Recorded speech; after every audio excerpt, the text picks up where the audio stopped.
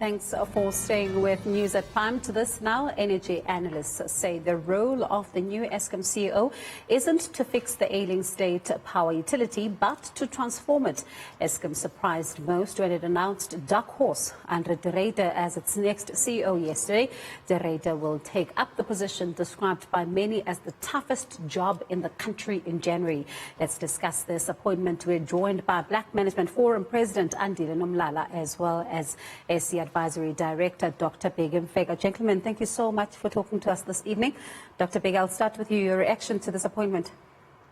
Well, it was a surprise, of course, because there has been, names that have been around that we were told they were shortlisted. There was no expectation of this candidate. But it's the nature of outside appointments where you don't have an internal candidate who has been groomed over time. So you'll get surprises. Do you think something happened there with that process? Because his name was never, as you say, out there. Well, I don't have evidence to say that there was tampering with the process.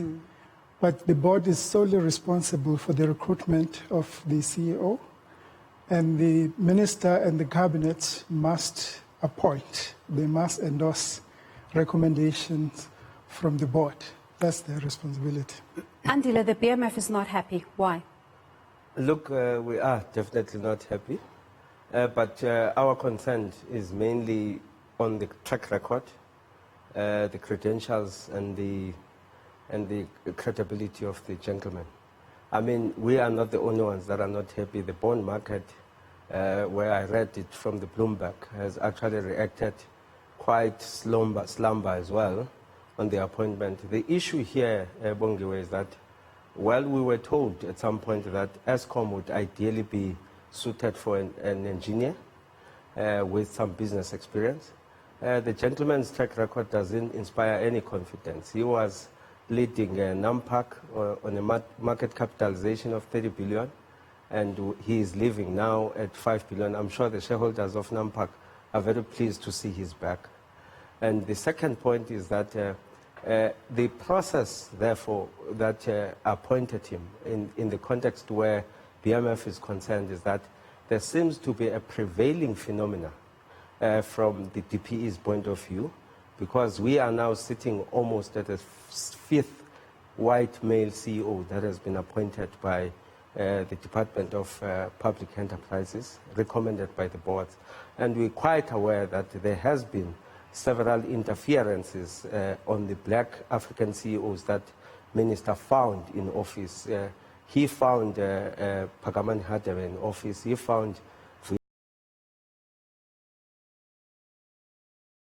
that their lives is a living hell. So we are convinced that there is an element that says, and the prevailing element that says from the ruling party and its government, that says that we must be given the disciples from heaven that are white messiahs, white male messiahs that must come and serve our country in cleaning up the state-owned enterprises. Now, Andile, before I go to the statement around him, being a white CEO, and just, as you say, around the issues of black executives there, we are hearing, some reports and as well as some people talking from other sectors of society saying that some of these engineers that we approached were not willing to take on the job, because they were saying that, they've been seeing in the past how previously the executives were dealt with. So can you really blame Eskom in this case for going for somebody who doesn't have that particular track record if the ones that are qualified are not willing to?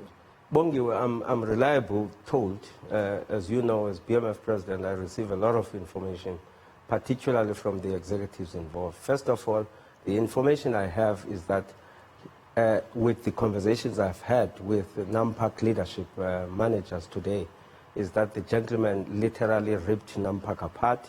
He's very not a high standard type of a candidate. He's not a senior, credible manager that we can take from a 5 billion rand market cap company that is so small compared to the magnitude and the task of work that is sitting at Eskom.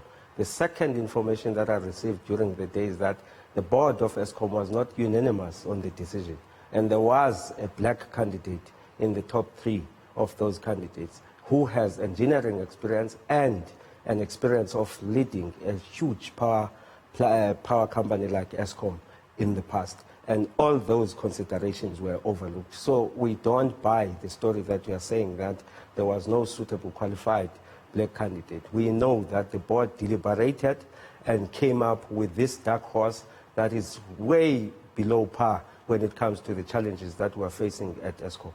Dr. Bheki, it was always going to be a controversial appointment, despite who's, appointed, because Eskom is indeed one of those that's seen as a poison chalice for many, especially executives. We are in between the rock and the hard place because, we don't have time really to squabble on appointments. It is unfortunate that there's this sentiment that the gentleman is not well qualified for this job. Of course, as you say, it's a difficult job. Mm-hmm. I'm sure many people who are better than him may not have expressed interest to join. So I admire him, admire anyone who joins Eskom at this stage. So it's a very difficult a position to take. Of course, as Andile says, the task is huge. Restructuring a utility, a state-owned utility, is not an easy job. And you would have expected, of course, that they would have looked for a person who has the experience in reforming an entity like Eskom. So it's quite a difficult task to give the benefit of the doubt until unless we can, like the president of BMF says, there is evidence that there may have been, issues that did not go okay, then those should be tabled as soon as possible because there's no time really. If we don't take action now, we should just support the candidate despite our concerns. Of course, we are concerned, white male. And it's taking back our transformation efforts over the years. So we need to do something or accept the appointment and support the CEO. And if one could ask, were you surprised at the reaction that, came flooding in, especially after his announcement, the announcement that he'll be taking over at Eskom? Were you surprised by the reaction? Because, we saw some saying that, especially, the EFF talking about the fact that transformation seems to be being taken aback, and, the ANC and the DA seemingly wanting to give him a chance. Well, I was surprised because I didn't know the gentleman. I had to Google and check where he comes from. Of course, I didn't find much, personally, that's my view, I didn't find much experience around reforming of big utilities, because that's the main area that the board would have looked at to find the person with the experience, especially in SOE, because SOE is different from a private company. Here you're dealing with a lot of stakeholders, because the shareholder here is the public with different interests. So you want a person who has that experience. But of course, if the process has been done properly, why not? Maybe there are certain things that the board can tell us that distinguish the candidate from others that were competing. Of course, the process must be transparent. We should know as shareholders what was the criteria and how they came about. If we are happy, then we can support him. And Andile, that's a very key one there that Dr. Mfeka is talking about, around the performance, around the history and, what he has done in the past. I mean, one of the things that, came up immediately after that was the share price at Nampak. And as you say that, I'm sure as you put it, the shareholders are probably excited about that. How much of a role should the history of his performance, where he comes from, should have played in this particular appointment? Bongiwe, let's not beat around the bush here.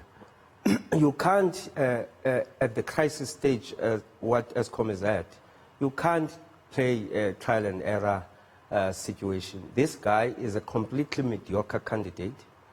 The only qualification suitable for the role is his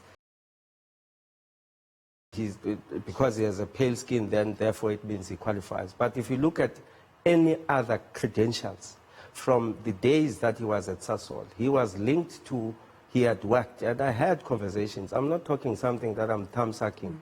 I had been making phone calls the whole day today to find out who is this gentleman. Now, the worrying thing that you would find is that he was sitting on an exco of Nampak with 7 white people, 5 of them being white men. So the guy himself, in the 5 years of being a CEO of Nampak, he had run the company. Besides running it down, he had never even paid attention to even associate himself with blackness. Now he has to go to Eskom, and we are told that he has cut his salary. We know exactly what they do there. They are there to do the asset stripping exercise. They will get compensated with their salaries at the end of that exercise. Now, if you want to build this country and you want to build this economy, at the very least, you must have people of credible standards, of people that have impeccable track record. How do you find a person on the side of the road to ask that person to run Eskom? If that person had the same credentials and qualifications as a black person, would you have appointed that person? The answer is a simple no. We were told that we need a credible, competent engineer when Pagamani Hadebe was treated like a receptionist by Pravin Gordhan, setting up meetings at Eskom, meeting with executive management and management staff without the CEO knowing. He had frustrated a black competent CEO who ran a state-owned enterprise of the size of Land Bank, who had run it competently, and he would build it from the doldrums to a performing, competent bank that had a good book.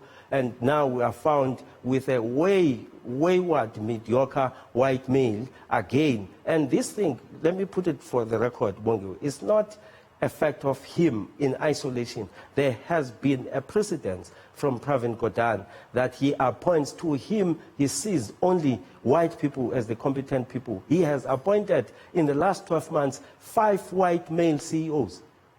I'm not talking something that I'm thumb-sucking. So to him and to the general ANC in public, it tells you that we as black people are as corrupt as any of the other black people that were linked there, and are as incompetent as anything else. Therefore, we can't be trusted with running state-owned enterprises. Andile, I'm going to ask us just to hold it there for now. We need to go for a quick ad break, but I want us to continue with this discussion, because with this, we need to look at the issue around support that he probably will have at Eskom, if he will have, and also what action you may be taking when it comes to this particular appointment. We'll continue this discussion after the break.